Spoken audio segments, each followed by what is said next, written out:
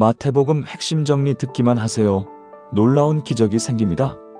잠깐 눈을 감고 상상해 보세요. 지금 여러분이 2000년 전 갈릴리 바다가에 앉아 있습니다.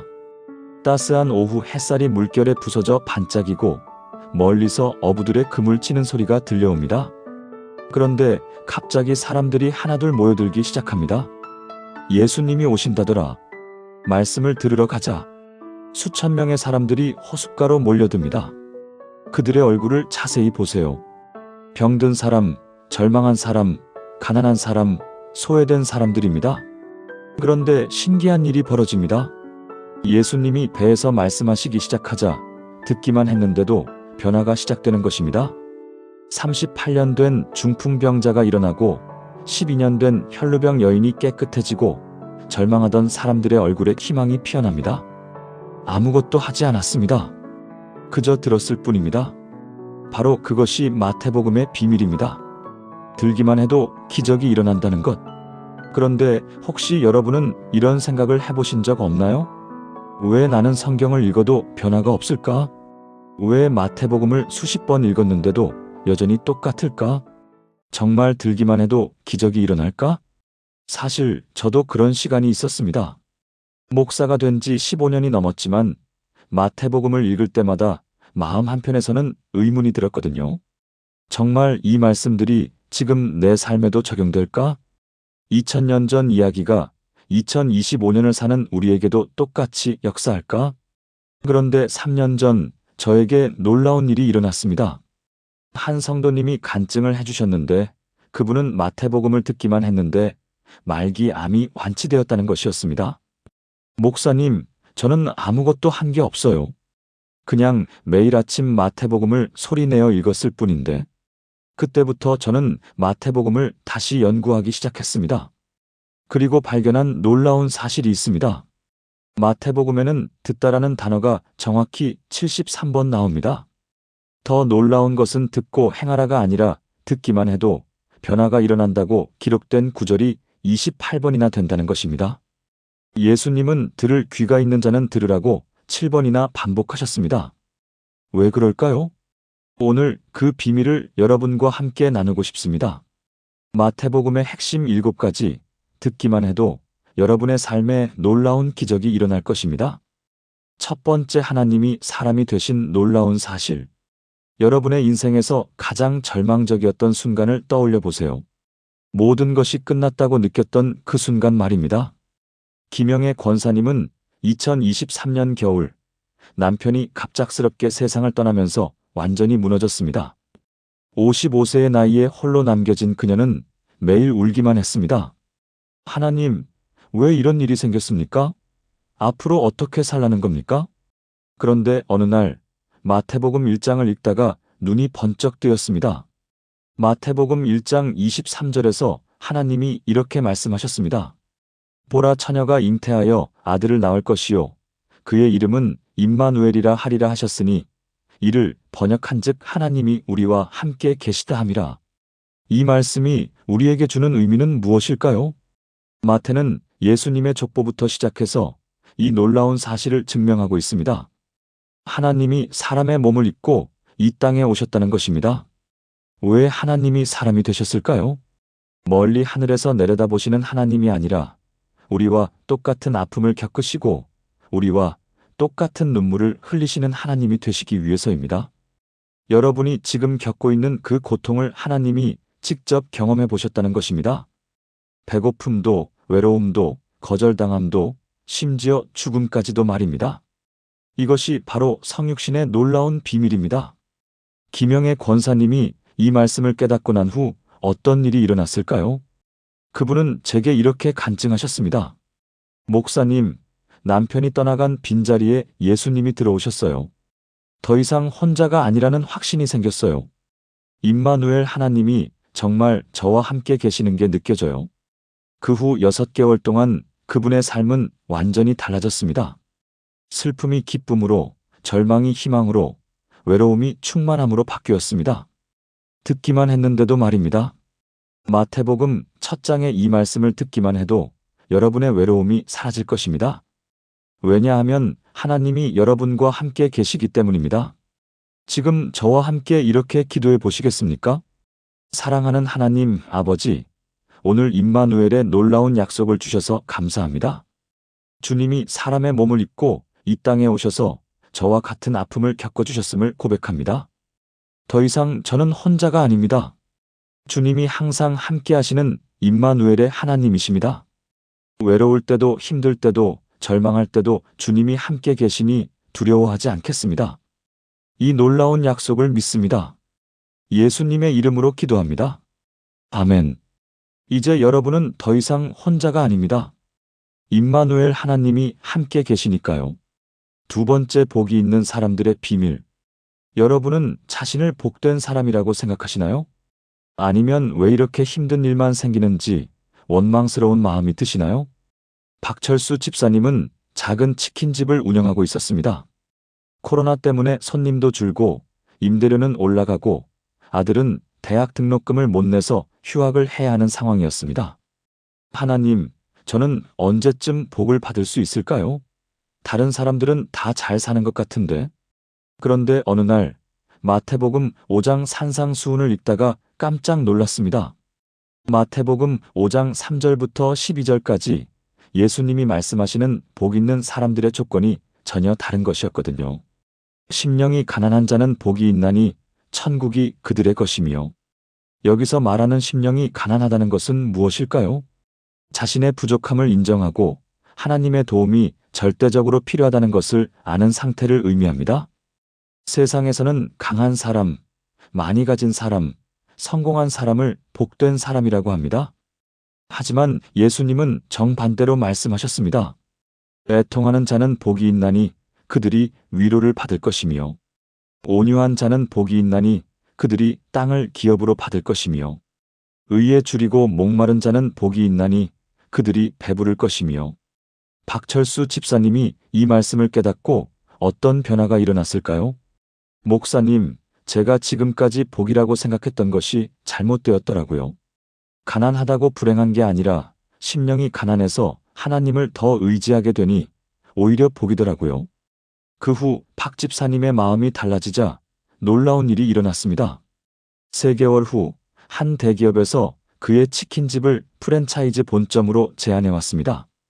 그는 심령이 가난해졌을 때 진짜 복을 받기 시작한 것입니다. 여러분도 지금 힘드신가요? 그렇다면 축하드립니다. 왜냐하면 여러분이 바로 예수님이 말씀하신 복 있는 사람의 조건에 해당하기 때문입니다. 애통해하고 있다면 위로를 받을 것이고, 의에 줄이고 목말라 한다면 반드시 배부르게 될 것입니다. 이것은 예수님의 약속입니다. 지금 저와 함께 고백해 보세요. 전능하신 하나님, 제가 지금까지 잘못 생각했음을 고백합니다. 세상의 기준이 아니라 하나님의 기준으로 복을 바라보게 하소서. 제 심령이 가난하여 더욱 하나님을 의지하게 하시고, 애통함이 위로로, 갈급함이 만족으로 바뀌게 하소서. 진정한 복은 하나님과 함께하는 것임을 믿습니다. 예수님의 이름으로 기도합니다. 아멘. 여러분의 현재 상황이 바로 복의 시작점입니다. 세 번째 주기도문의 놀라운 능력. 여러분은 주기도문을 몇 번이나 외우셨나요? 아마 수천 번, 수만 번 반복하셨을 것입니다. 그런데 정말로 주기도문의 능력을 체험해 보신 적이 있으신가요? 이명순 권사님은 30년 넘게 신앙생활을 해왔지만 기도가 막혔습니다. 남편의 사업 실패로 인한 빚더미, 아들의 취업 문제, 자신의 건강 악화까지 겹치면서 도무지 무엇부터 기도해야 할지 모르겠더라는 것입니다. 하나님, 기도할 말이 없어요. 뭘 어떻게 기도해야 할지 모르겠어요.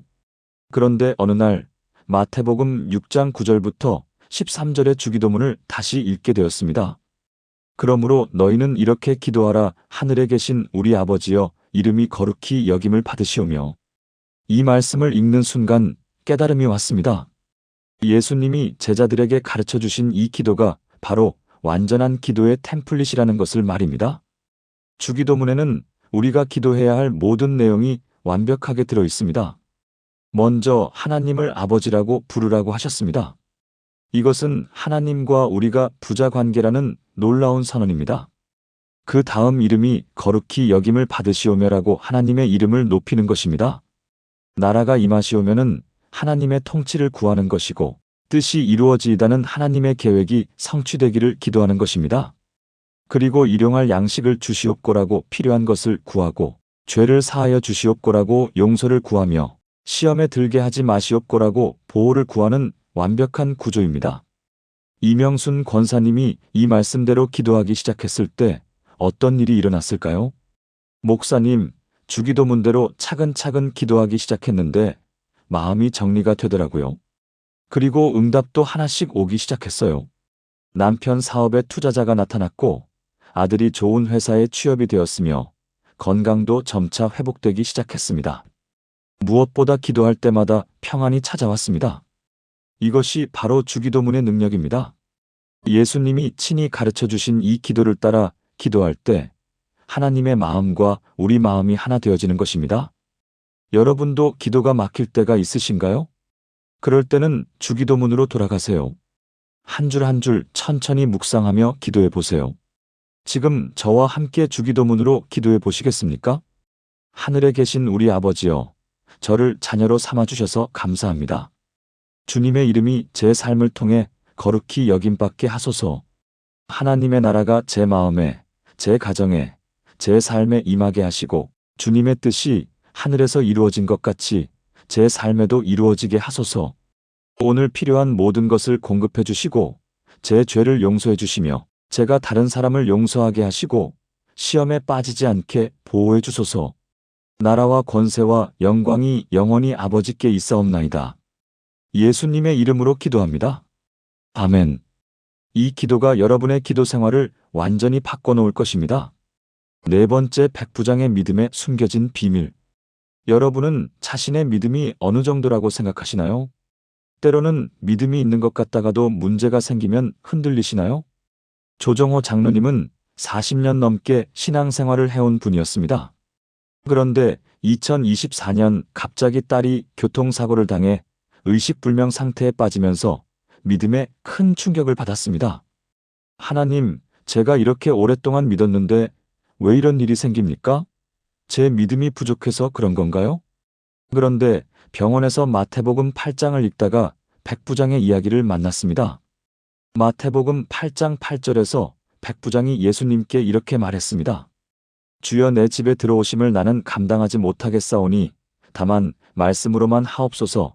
그러면 내 하인이 낫겠사이다. 이 백부장은 로마 군인이었습니다. 당시 유대인들에게는 이방인이었고 심지어 침략군이었습니다. 그런데 그가 예수님께 보인 믿음을 보세요. 다만 말씀으로만 하옵소서. 직접 와서 안수해달라고 하지 않았습니다. 그냥 말씀만 해달라고 했습니다. 왜냐하면 그는 권위가 무엇인지 알고 있는 사람이었기 때문입니다. 자신이 부하에게 명령하면 부하가 순종하는 것처럼 예수님이 질병에게 명령하시면 질병도 순종한다는 것을 확신했습니다. 예수님도 이 믿음을 보시고 깜짝 놀라셨습니다. 마태복음 8장 10절에서 예수께서 들으시고 놀라사 따르는 자들에게 이르시되 내가 진실로 너희에게 이르노니 이스라엘 중 아무에게서도 이만한 믿음을 보지 못하였노라고 하셨습니다. 그리고 그 시간에 하인이 나왔습니다. 백부장의 믿음의 핵심은 무엇이었을까요? 예수님의 말씀에 대한 절대적 신뢰였습니다. 조정호 장로님이 이 말씀을 깨닫고 어떻게 했을까요? 주님, 제가 지금까지 기적을 구하며 이것저것 조건을 달았습니다. 하지만 이제 주님의 말씀만으로 충분합니다. 말씀하시면 제 딸이 일어날 것을 믿습니다. 그날 밤 놀라운 일이 일어났습니다. 3주 동안 의식불명이었던 딸이 갑자기 눈을 뜨고 아빠라고 부른 것입니다. 의사들도 설명할 수 없는 기적이었습니다. 백부장의 믿음은 오늘날에도 여전히 유효합니다. 예수님의 말씀에는 여전히 치유의 능력이, 회복의 능력이, 기적의 능력이 있습니다. 여러분도 지금 치유가 필요한 부분이 있으신가요? 회복되어야 할 관계가 있으신가요? 그렇다면 백부장처럼 고백해 보세요. 다만 말씀으로만 하옵소서. 지금 저와 함께 이렇게 기도해 보시겠습니까? 전능하신 주 예수님, 백부장의 믿음을 주셔서 감사합니다. 저도 주님의 말씀에 절대적으로 순종하는 백부장 같은 믿음을 원합니다. 다만 말씀으로만 하옵소서. 주님의 음성 한마디면 충분합니다. 제 질병도, 제 문제도, 제 가정의 어려움도 주님의 말씀 앞에 무릎 꿇을 것을 믿습니다. 이만한 믿음을 주시니 감사합니다. 예수님의 이름으로 기도합니다. 아멘. 여러분의 믿음이 백부장의 믿음처럼 자라날 것입니다. 5번째 씨 뿌리는 자, 비유의 놀라운 계시. 여러분의 마음 밭은 지금 어떤 상태인가요? 딱딱한 길가 같나요? 아니면 돌밭 같나요? 가시떨기 같나요? 김미경 집사님은 5년 동안 같은 고민을 하고 있었습니다. 왜 저는 말씀을 들어도 변화가 없을까요? 은혜 받는 순간에는 감동이 되는데 일주일만 지나면 다시 원래대로 돌아가요. 그런데 어느 주일 마태복음 13장 씨 뿌리는 자의 비유 말씀을 들으면서 깨달음이 왔습니다. 마태복음 13장 18절부터 23절까지 예수님이 직접 이 비유를 해석해 주셨습니다. 그런즉 씨 뿌리는 비유를 들으라. 첫 번째 마음은 길가와 같은 마음입니다. 말씀을 듣기는 하지만 깨닫지 못하는 상태입니다. 새가 와서 씨를 빼앗아가는 것처럼 사탄이 와서 말씀을 빼앗아갑니다. 두 번째 마음은 돌밭과 같은 마음입니다. 처음에는 기뻐하며 받지만 환난이나 박해가 있으면 곧 넘어집니다. 뿌리가 없기 때문입니다. 세 번째 마음은 가시떨기와 같은 마음입니다. 말씀을 받기는 하지만 세상의 염려와 재물의 유혹이 말씀을 막아버립니다. 그런데 네 번째 마음이 있습니다. 좋은 땅과 같은 마음입니다. 마태복음 13장 23절에서 좋은 땅에 뿌려졌다는 것은 말씀을 듣고 깨닫는 자니 결실하여 어떤 것은 100배, 어떤 것은 60배, 어떤 것은 30배가 되느니라고 하셨습니다. 김미경 집사님이 이 말씀을 듣고 깨달은 것은 무엇이었을까요? 아, 제 마음 밭에 문제가 있었구나. 말씀에 문제가 있는 게 아니라 말씀을 받는 제 마음에 문제가 있었구나.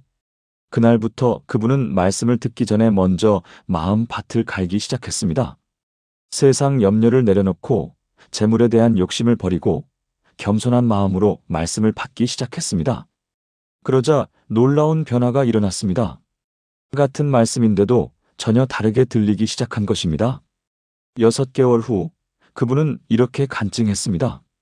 목사님, 이제 정말 말씀이 살아있다는 게 느껴져요. 100배의 열매가 무엇인지 알겠어요.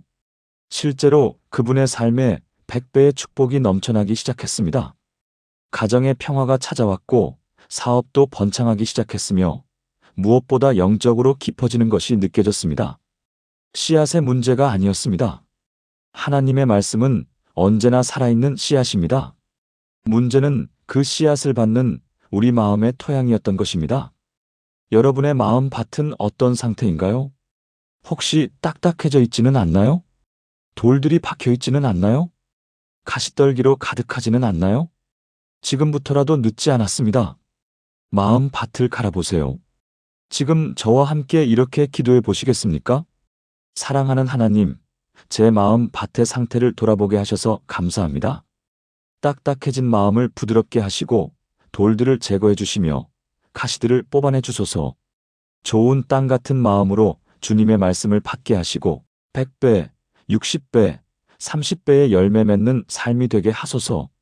말씀이 제 안에 깊이 뿌리 내려 풍성한 열매 맺게 하소서. 예수님의 이름으로 기도합니다.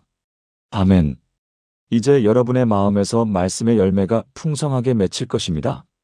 6번째 베드로의 신앙 고백과 천국 열쇠. 여러분은 예수님을 누구라고 고백하시겠습니까? 단순히 훌륭한 선생님? 위대한 종교 지도자? 아니면 그 이상의 무엇인가? 한상훈 권사님은 20년 동안 교회를 다녔지만 늘 마음 한편에 의문이 있었습니다. 정말 예수님이 하나님의 아들일까? 2000년 전 사람이 지금도 살아계실까? 그러던 중 큰 시험이 왔습니다. 아내가 갑자기 뇌경색으로 쓰러진 것입니다. 의사는 식물인간이 될 확률이 높다고 했습니다. 그때 한 권사님의 마음에 절망이 밀려왔습니다. 하나님, 정말 계시는 거 맞습니까? 예수님, 정말 살아계시는 거 맞습니까? 그런데 그날 밤 마태복음 16장을 읽다가 베드로의 고백을 만났습니다. 마태복음 16장 15절에서 예수님이 제자들에게 물으셨습니다. 너희는 나를 누구라 하느냐? 그때 베드로가 대답했습니다. 마태복음 16장 16절 시몬 베드로가 대답하여 이르되 주는 그리스도시요 살아계신 하나님의 아들이시니이다. 이 고백을 듣고 예수님이 어떻게 반응하셨을까요? 마태복음 16장 17절 예수께서 대답하여 이르시되 바요나 시몬아 내가 복이 있도다 이를 내게 알게 한 이는 혈육이 아니요 하늘에 계신 내 아버지시니라. 그리고 놀라운 약속을 하셨습니다. 마태복음 16장 19절 내가 천국 열쇠를 내게 주리니 내가 땅에서 무엇이든지 매면 하늘에서도 매일 것이요 내가 땅에서 무엇이든지 풀면 하늘에서도 풀릴 것이니라. 이것이 무슨 의미일까요? 예수님을 그리스도 살아계신 하나님의 아들로 고백하는 자에게는 천국의 권세가 주어진다는 것입니다. 한상훈 권사님이 이 말씀을 깨닫고 어떻게 했을까요? 병원에서 아내를 바라보며 큰 소리로 고백했습니다. 예수님은 그리스도시요 살아계신 하나님의 아들이십니다. 주님, 이 고백을 받아주시고 저에게도 천국의 권세를 주세요. 그리고 아내의 손을 잡고 기도했습니다. 예수님의 이름으로 뇌경색의 매임을 풀어버립니다. 의식불명의 사슬을 끊어버립니다. 놀랍게도 그 다음날 아내가 눈을 떴습니다. 의사들이 기적이라고 할 정도의 완전한 회복이었습니다. 이것이 바로 신앙 고백의 능력입니다. 예수님을 그리스도로 고백할 때 하늘의 권세가 우리에게 임하는 것입니다. 여러분도 이 고백의 능력을 체험해 보시겠습니까? 지금 이 순간 확신을 가지고 고백해 보세요. 여러분의 모든 문제와 어려움 앞에서 이 고백을 선포해 보세요. 지금 저와 함께 신앙 고백을 해보시겠습니까? 살아계신 하나님, 오늘 베드로의 고백을 통해 신앙 고백의 능력을 보여주셔서 감사합니다. 저는 확신합니다. 예수님은 그리스도시요 살아계신 하나님의 아들이십니다. 이 고백을 통해 천국의 열쇠를 주시니 감사합니다. 제가 땅에서 매는 것을 하늘에서도 매시고 제가 땅에서 푸는 것을 하늘에서도 풀어주소서. 모든 질병의 사슬을, 가난의 사슬을, 절망의 사슬을 예수님의 이름으로 끊어버립니다. 살아계신 그리스도의 권능이 제 삶에 나타나게 하소서. 예수님의 이름으로 기도합니다. 아멘. 이 고백이 여러분의 삶에 기적을 가져올 것입니다. 7번째 십자가와 부활, 모든 것을 이루신 예수님. 여러분의 인생에서 가장 큰 전환점이 언제였나요? 모든 것이 끝났다고 생각했는데 새로운 시작이 된 그 순간 말입니다. 윤혜진 권사님은 2023년 가을 인생 최대의 위기를 맞았습니다. 남편의 사업 실패로 집까지 경매에 넘어가고 아들은 사고로 중상을 입어 병원에 입원하고 자신은 암 진단을 받았습니다. 하나님, 이제 정말 끝인가요? 더 이상 희망이 없나요? 그런데 그날 밤 마태복음 27장부터 28장까지 예수님의 십자가와 부활 이야기를 읽게 되었습니다. 마태복음 27장 46절 십자가 위에서 예수님이 나의 하나님, 나의 하나님, 어찌하여 나를 버리셨나이까라고 부르짖으셨습니다. 그 순간 깨달았습니다. 예수님도 절망의 순간을 겪으셨다는 것을, 하나님의 아들이신 예수님도 버림받는 경험을 하셨다는 것을, 그리고 마태복음 27장 50절 예수께서 다시 크게 소리 지르시고 영혼이 떠나가시니라. 모든 것이 끝난 것 같았습니다. 제자들은 절망했고 여인들은 울며 무덤으로 향했습니다. 그런데 마태복음 28장 6절에서 천사가 선포합니다. 그가 여기 계시지 않고 그가 말씀하시던 대로 살아나셨느니라. 이것이 바로 기독교의 핵심입니다. 십자가는 끝이 아니라 새로운 시작이었습니다. 죽음은 마지막이 아니라 부활의 전주곡이었습니다. 예수님은 십자가에서 우리의 모든 죄를, 모든 저주를, 모든 질병을, 모든 절망을 짊어지시고 죽으셨습니다. 그리고 사흘 만에 부활하심으로 우리에게 새로운 생명과 새로운 소망을 주셨습니다. 윤혜진 권사님이 이 말씀을 깨닫고 어떤 일이 일어났을까요? 주님, 제 십자가의 순간이 지금인 것 같습니다.